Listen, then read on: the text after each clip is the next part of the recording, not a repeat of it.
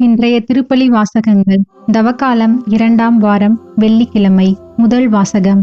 இதோ வருகிறான் கனவின் மன்னன், வாருங்கள் அவனை கொன்று போடுவோம். தொடக்க நூலிலிருந்து வாசகம். அதிகாரம் 37. இறை திருவார்த்தைகள் 3, 4, 12, 13, 17 முதல் 28 முடிய. இஸ்ரவேல் முதிர்ந்த வயதில் தமக்கு யோசேப்பு பிறந்தமையால் அவரை மற்றெல்லா புதல்வரையும் விட அதிகமாக நேசித்து வந்தார். அவருக்கு அழகு வேலைப்பாடுகள் நிறைந்த ஓர் அங்கியை செய்து கொடுத்தார். அவருடைய சகோதரர்கள் தங்கள் தந்தை அவரை எல்லாரிலும் அதிகமாய் நேசிக்கிறார் என்று கண்டு அவரை வெறுத்தனர். அவர்களால் அவரோடு பாசத்துடன் பேச இயலவில்லை. அப்படி இருக்கையில் அவர் சகோதரர் செக்கேமில் தம் தந்தையின் மந்தைகளை மேய்க்கச் சென்றனர். இஸ்ரவேல் யோசேப்பை நோக்கி, உன் சகோதரர்கள் செக்கேமில் ஆடு மேய்க்கிறார்கள் அல்லவா? அவர்களிடம் உன்னை அனுப்பப் போகிறேன் என்றார். யோசேப்பு தம் சகோதரரை தேடிச் சென்று தோத்தானில் அவர்களை கண்டுபிடித்தார். தொலையில் அவர் வருவதைக் கண்ட அவர்கள் தங்களுக்கு அருகில் அவர் வருமுன் அவரை கொல்ல திட்டமிட்டனர். அவர் சகோதரர்கள் ஒருவரை நோக்கி, இதோ வருகிறான் கனவின் மன்னன், நாம் அவனை கொன்று இந்த ஆழ்குழிகளுள் ஒன்றில் தள்ளிவிட்டு ஒரு கொடிய விலங்கு அவனை தின்றுவிட்டதென்று சொல்வோம். அப்பொழுது அவனுடைய கனவுகள் என்ன ஆகும் என்று பார்ப்போம் என்றனர். ரூபன் இவற்றை கேட்டு அவரை அவர்கள் கையிலிருந்து தப்புவிக்கும் எண்ணத்தில் அவர்களை நோக்கி, நாம் அவனை சாகடிக்க வேண்டாம் என்றார். ரூபன் அவர்களை நோக்கி, அவன் இரத்தத்தை சிந்தாதீர்கள், அவனை பாலை நிலத்திலுள்ள இந்த ஆழ்குழிக்குள் தள்ளிவிடுங்கள், அவன் மீது கை வைக்காதீர்கள் என்று சொன்னார். ஏனெனில் அவர் அவர்கள் கையிலிருந்து அவரை தப்புவித்து தம் தந்தையிடம் சேர்ப்பிக்கும் நோக்கம் கொண்டிருந்தார். யோசேப்பு தம் சகோதரரிடம் வந்து சேர்ந்தவுடன் அவர் அணிந்திருந்த அழகு வேலைப்பாடுகள் நிறைந்த அங்கியை உரிந்துவிட்டு அவரை ஆழ்குழியில் தூக்கி போட்டனர். அது தண்ணீர் இல்லாத வெறும் குழி. பின்பு அவர்கள் உணவு அருந்தும்படி அமர்ந்தனர். அப்பொழுது அவர்கள் கண்களை உயர்த்தி கிளையாதிலிருந்து வந்து கொண்டிருந்த இஸ்மயேலரின் வணிக குழுவை பார்த்தனர். நறுமண பொருட்களையும் தைல வகைகளையும் வெள்ளை போலத்தையும் அவர்கள் ஒட்டகங்களின் மேல் ஏற்றி எகிப்திற்கு சென்று கொண்டிருந்தனர். அப்பொழுது யூதா தம் சகோதரர்களை நோக்கி, நாம் நம் சகோதரனை கொன்று அவன் இரத்தத்தை மறைப்பதனால் நமக்கு என்ன பயன்? வாருங்கள், இஸ்மயேலருக்கு அவனை விற்று விடுவோம். அவன் மேல் நாம் கை வைக்க வேண்டாம், ஏனெனில் அவன் நம் சகோதரனும் நம் சொந்த சதையுமாயிருக்கிறான் என்று சொல்ல அவர்கள் சம்மதித்தனர். ஆகையால் மிதியான் நாட்டு வணிகர் அவர்களை கடந்து செல்கையில் குழியிலிருந்து யோசேப்பை வெளியே தூக்கி அந்த இஸ்மயேலரிடம் 20 வெள்ளிக்காசுக்கு விற்றனர். அவர்களும் யோசேப்பை எகிப்திற்கு கொண்டு சென்றனர். ஆண்டவரின் அருள்வாக்கு. இறைவனுக்கு நன்றி. பதிலுரை பாடல். திருப்பாடல் 105. வசனங்கள் 16, 17, 18, 19, 20 மற்றும் 21. பல்லவி. ஆண்டவர் செய்த வியத்தகு செயல்களை நினைவு கூறுங்கள். நாட்டில் அவர் பஞ்சம் வரும்படி செய்தார். உணவெனும் ஊன்றுகோலை முறித்து விட்டார். அவர்களுக்கு முன் ஒருவரை அனுப்பி வைத்தார். யோசேப்பு என்பவர் அடிமையாக விற்கப்பட்டார். பல்லவி. ஆண்டவர் செய்த வியத்தகு செயல்களை நினைவு கூறுங்கள். அவர் தம் கால்களுக்கு விலங்கிட்டு அவரை துன்புறுத்தினர். அவர் தம் கழுத்தில் இரும்பு பட்டையை மாட்டினர். காலம் வந்தது, அவர் உரைத்தது நிறைவேறிற்று. ஆண்டவரின் வார்த்தை அவர் உண்மையானவர் என மெய்ப்பித்தது. பல்லவி. ஆண்டவர் செய்த வியத்தகு செயல்களை நினைவு கூறுங்கள். மன்னர் ஆள் அனுப்பி அவரை விடுதலை செய்தார். மக்கள் இனங்களின் தலைவர் அவருக்கு விடுதலை அளித்தார்.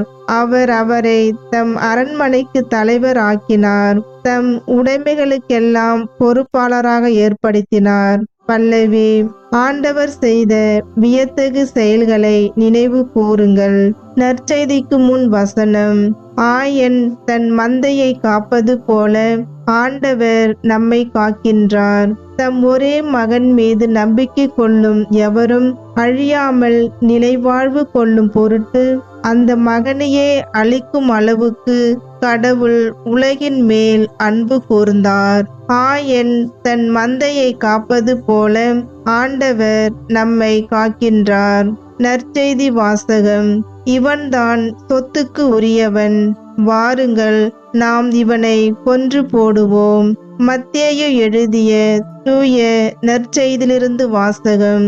அதிகாரம் 21, இறை வார்த்தைகள் 33 முதல் 43 மற்றும் 45 முதல் 46 முடிய. அக்காலத்தில் இயேசு தலைமை குருக்களையும் மக்களின் மூப்பர்களையும் நோக்கி கூறியது: மேலும் ஓர் உவமையை கேளுங்கள். நிலக்கிழார் ஒருவர் ஒரு திராட்சை தோட்டம் போட்டு சுற்றிலும் வேலி அடைத்து அதில் பிழிவு குழி வெட்டி ஒரு காவல் மாடமும் கட்டினார். பின்பு தோட்ட தொழிலாளர்களிடம் அதை குத்தகைக்கு விட்டுவிட்டு நெடும் பயணம் மேற்கொண்டார். பழம் பறிக்கும் காலம் நெருங்கி வந்தபோது அவர் தமக்கு சேர வேண்டிய பழங்களை பெற்று வரும்படி தம் பணியாளர்களை அத்தோட்ட தொழிலாளர்களிடம் அனுப்பினார். தோட்ட தொழிலாளர்களோ அவருடைய பணியாளர்களை பிடித்து ஒருவரை நைய புடைத்தார்கள், ஒருவரை கொலை செய்தார்கள், ஒருவரை கல்லால் எறிந்தார்கள். மீண்டும் அவர் முதலில் அனுப்பியவர்களை விட மிகுதியான வேறு சில பணியாளர்களை அனுப்பினார். அவர்களுக்கும் அப்படியே அவர்கள் செய்தார்கள். தம் மகனை மதிப்பார்கள் என்று அவர் நினைத்து கொண்டு அவரை இறுதியாக அவர்களிடம் அனுப்பினார். அம்மகனை கண்டபோது தோட்ட தொழிலாளர்கள், இவன் தான் சொத்துக்கு உரியவன், வாருங்கள், நாம் இவனை கொன்று போடுவோம், அப்போது இவன் சொத்து நமக்கு கிடைக்கும் என்று தங்களிடையே பேசிக் கொண்டார்கள்.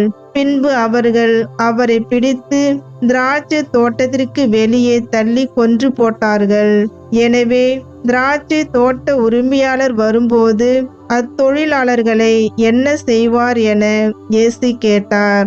அவர்கள் அவரிடம், அத்தீயோரை ஈவிரக்கமின்றி ஒழித்து விடுவார், உரிய காலத்தில் தமக்கு சேர வேண்டிய பங்கை கொடுக்க முன்வரும் வேறு தோட்ட தொழிலாளர்களுக்கு அத்திராட்சை தோட்டத்தை குத்தகைக்கு விடுவார் என்றார்கள். இயேசு அவர்களிடம், கட்டுவோர் புறக்கணித்த கல்லே கட்டடத்துக்கு மூலைக்கல் ஆயிற்று. ஆண்டவரால் இது நிகழ்ந்துள்ளது, நம் கண்களுக்கு இது வியப்பாயிற்று என்று நீங்கள் மறைநூலில் ஒருபோதும் வாசித்தது இல்லையா? எனவே உங்களிடமிருந்து இறையாட்சி அகற்றப்படும், அவ்வாட்சிக்கு ஏற்ற முறையில் செயல்படும் ஒரு மக்கள் இனத்தார் அதற்கு உட்படுவர் என நான் உங்களுக்கு சொல்கிறேன். தலைமை குருக்களும் பரிசேயரும் அவருடைய உவமைகளை கேட்டபோது தங்களை குறித்தே அவர் கூறினார் என்று உணர்ந்து கொண்டனர். அவர்கள் அவரை பிடிக்க வழி தேடியும் மக்கள் கூட்டத்தினர் அவரை இறைவாக்கினர் என்று கருதியதால் அவர்களுக்கு அஞ்சினார்கள். ஆண்டவரின் அருள்வாக்கு. கிறிஸ்துவே உமக்கு புகழ்.